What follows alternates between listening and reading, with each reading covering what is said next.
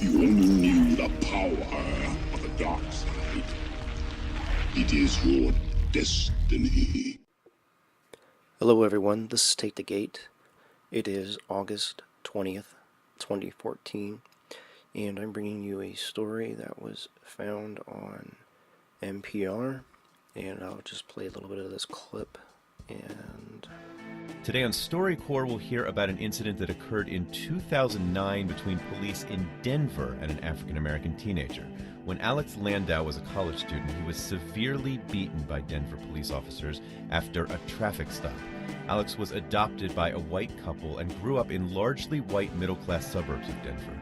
At StoryCorps, Alex and his mother, Patsy Hathaway, talked about how Alex's race has influenced his life and what happened that night when police pulled him over. So I'll go ahead and read you a little bit of this. It says that this man was pulled over, and he was with his friend who was white, and so he gets out of the car. And then he goes around to the passenger side and pulls out his friend Addison from the car. Addison is white, and he had some weed in his coat pocket. So he gets placed into handcuffs. Landau thought he was safe. He wasn't in handcuffs. He says that he had already been patted down. Plus, there's 3 officers on the scene, and I had never had a negative interaction with police in my life. So I asked them, "Can I please see a warrant before you continue your search?" Landau says, and they grabbed me and began to hit me in the face. I could hear Addison in the background yelling, "Stop, leave him alone." I was hit several times, and I remember gasping for air and spitting up blood, he says. And then I hear the officer shout, "He's reaching for a gun," he tells his mother. I immediately start yelling, "No, I'm not. I'm not reaching for anything." Landau felt a gun against his head, he says, and I expected to be shot. At that point, I lost consciousness. And this is the aftermath of his encounter with the police in Denver. In 2011, he was awarded a $795,000 settlement by the city of Denver, and the 2 officers involved have since been fired for use of excessive force, unrelated to this incident. So this happened in Denver, and I will leave a link in the comments in the description below. But this is not what I wanted to point out.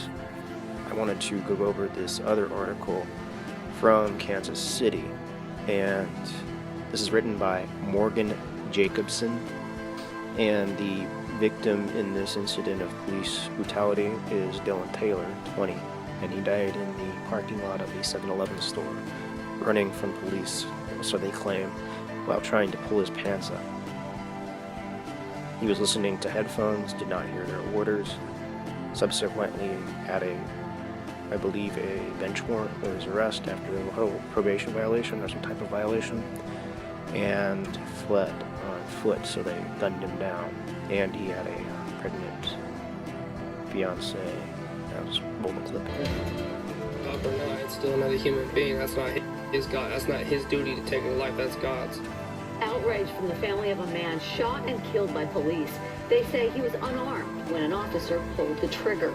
That family is demanding answers tonight after a shooting outside a 7-Eleven in South Salt Lake. Authorities say the 20-year-old man was not complying with police orders, but as news specialist Sandra Yee reports, what led up to the shooting is still under investigation. Sandra? So this is out of Salt Lake City, Utah, and the accounts, it says that witnesses at the scene gave varying accounts on Monday's shooting.